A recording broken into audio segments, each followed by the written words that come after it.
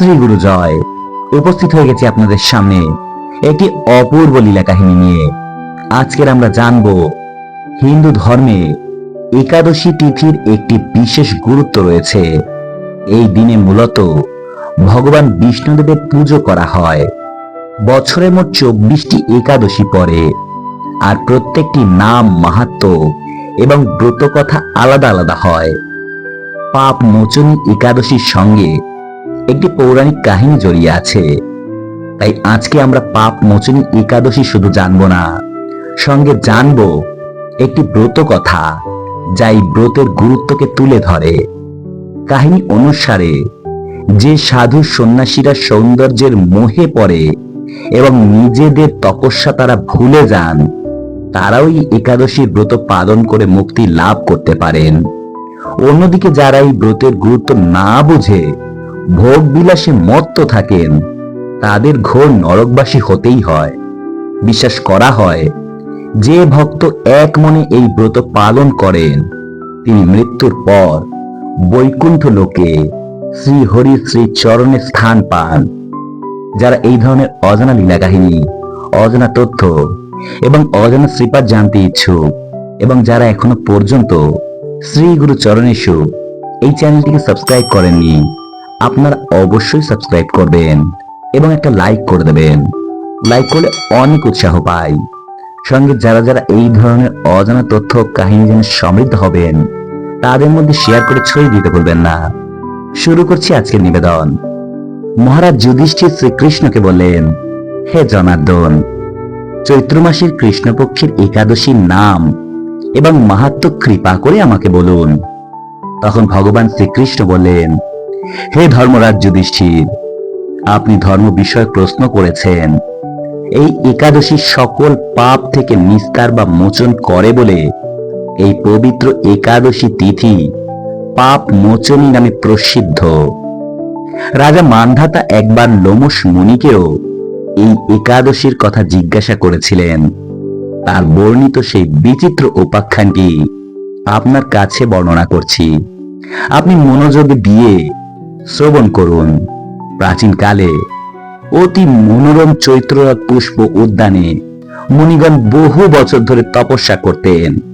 একসময় মেধাবী নামে একজন ঋষি কুমার সেই স্থানে তপস্যা করছিলেন। তিনি ছিলেন চবন মুনির পুত্র। মঞ্জু ঘোষা নামে একজন সুন্দরী অপ্সরা তাকে বশীভূত করতে চাইল, কারণ সেই মঞ্জু ঘোষা ঋষিকুমার মেধাবীর সুন্দরতায় আপ্লুত হয়েছিলেন। কিন্তু ঋষির অভিশাপের ভয়ে মঞ্জু ঘোষা আশ্রমের 2 মাইল দূরেই অবস্থান করতে লাগলেন। বীণা বাজিয়ে মধুর স্বরে তিনি গান করতেন। একদিন মঞ্জু ঘোষা ঋষিকুমার মেধাবীকে দেখে কাম বামে পীড়িতা হয়ে পড়ে। এদিকে ঋষি মেধাবীও অপ্সরার অপরূপ সৌন্দর্য দেখে মুগ্ধ হয়ে যান। তখন সেই অপ্সরা মুনিকে নানা হাব ভাব ও কটাক্ষ দ্বারা বশীভূত করেন। ক্রমে কাম পরবশ মুনি সাধন ভজন বিসর্জন দিয়ে তার আরাধ্য দেবকে বিস্মিত হন। এইভাবে অপ্সরার সাথে কাম ক্রীড়ায় মুনির বহু বছর অতিক্রান্ত হল। মুনি মেধাবীর আচার ভ্রষ্ট দেখে সেই অপ্সরা মঞ্জু ঘোষা দেবলোকে ফিরে যেতে মন স্থির করলেন। একদিন মঞ্জু ঘোষা মেধাবী মুনিকে বলতে লাগলেন, হে প্রভু, এখন আমাকে নিজ গৃহে ফিরে যাবার অনুমতি প্রদান করুন। কিন্তু ঋষি মেধাবী বললেন, হে সুন্দরী, তুমি তো এখন সন্ধ্যাকালে আমার কাছে এসেছো, প্রাতঃকাল পর্যন্ত আমার কাছে থেকে যাও। মুনি মেধাবীর কথা শুনে অভিশাপের ভয়ে সেই অপ্সরা মঞ্জু ঘোষা আরো কয়েক বছর তার সাথে বাস করল। এইভাবে বহু বছর, অর্থাৎ 55 বছর 9 মাস 7 দিন অতিবাহিত হল। দীর্ঘকাল অপ্সরা মঞ্জু ঘোষার সাথে সহবাসে থাকলেও মেধাবী ঋষির কাছে তা অর্ধেক রাত্রি বলেই মনে হলো। অপ্সরা মঞ্জু ঘোষা পুনরায় নিজ স্থানে গমনের প্রার্থনা জানালেন মুনি মেধাবীর কাছে। তখন মেধাবী ঋষি বললেন, এখন তো প্রাতঃকাল, যতক্ষণ পর্যন্ত আমি সন্ধ্যা বন্দনা না সমাপ্ত করি ততক্ষণ পর্যন্ত তুমি এখানে থাকো। মুনির কথা শুনে ঈষৎ হেসে অপ্সরা মঞ্জু ঘোষা তাকে বললেন, হে মুনিবর, আমার সহবাসে আপনার যে কত বছর অতিবাহিত হয়েছে তা একটিবারও বিচার করে দেখলেন না। একটিবার তা ভেবে দেখুন। এই কথা শুনে তখন মুনি মেধাবী স্থির হয়ে চিন্তা করে দেখলেন যে তার 56 বছর প্রায় অতিক্রম হয়ে গেছে। মুনি তখন মঞ্জু ঘোষার প্রতি ক্রোধে ফেটে পড়লেন। তিনি ক্রোধ পরবশ হয়ে বললেন, রে পাপিষ্ঠী, দুরাচারিণী, তপস্যার ক্ষয়কারিণী, তোমাকে ধিক, তুমি পিশাচী হও। মেধাবী মুনির অভিশাপে অপ্সরার শরীরে বিরূপ প্রাপ্ত হলো। তখন সে অবনত মস্তকে মুনি মেধাবীর কাছে সাপ মোচনের উপায় জিজ্ঞাসা করলেন। মেধাবী মুনি বললেন, হে সুন্দরী, চৈত্র মাসের কৃষ্ণপক্ষিয়া পাপমোচনী একাদশী নামে জগৎ প্রসিদ্ধ। এটি সর্বপাপ ক্ষয়কারিণী। সেই ব্রত পালনে তোমার পিশাচত্ব দূর হয়ে যাবে।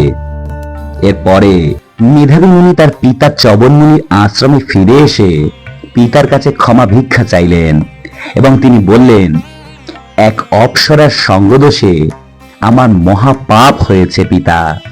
এর প্রায়শ্চিত্ত কি তা কৃপা করে আমাকে বলুন। উত্তরে ঋষি চবন বললেন, চৈত্র মাসের কৃষ্ণপক্ষিয়া পাপমোচনী একাদশী ব্রতের প্রভাবে তোমার সমস্ত প্রকার পাপ দূর হবে। পিতার উপদেশ শুনে মুনি মেধাবী সেই ব্রত ভক্তি ভরে পালন করলেন। তার সমস্ত পাপ দূর হয়ে গেল। পুনরায় তিনি তপস্যার ফল লাভ করলেন। মঞ্জু ঘোষাও ওই ব্রত পালনের ফলে পিশাচত্ব থেকে মুক্ত হয়ে দিব্য দেহে স্বর্গে গমন করলেন। ভগবান শ্রীকৃষ্ণ তখন মহারাজ যুধিষ্ঠিরকে বলেন, হে মহারাজ, যারা এই পাপমোচনী একাদশী পালন করে তাদের পূর্বকৃত সমস্ত পাপই ক্ষয় হয়। এই ব্রত কথা পাঠ ও শ্রবণে সহস্র গোদানের ফল লাভ হয়। আজকে এইটুকুই। পরের দিন আবার উপস্থিত হয়ে যাব নতুন কোন অজানা তথ্য বা অজানা লীলা কাহিনীর সঙ্গে। ততক্ষণ কিন্তু শ্রী গুরু চরণেশু এই চ্যানেলটিকে সাবস্ক্রাইব করতে ভুলবেন না এবং যারা যারা এই ধরনের অজানা তথ্য লীলা কাহিনী জেনে সমৃদ্ধ হবেন তাদের মধ্যে শেয়ার করে ছড়িয়ে দিতে ভুলবেন না। ততক্ষণ সকলে অনেক ভালো থাকবেন, সুস্থ থাকবেন। দেখা হচ্ছে পরের দিন। শ্রী গুরু জয়। হরে কৃষ্ণ। রাধে রাধে। ওম নমঃ শিবায়। নমস্কার সবাইকে।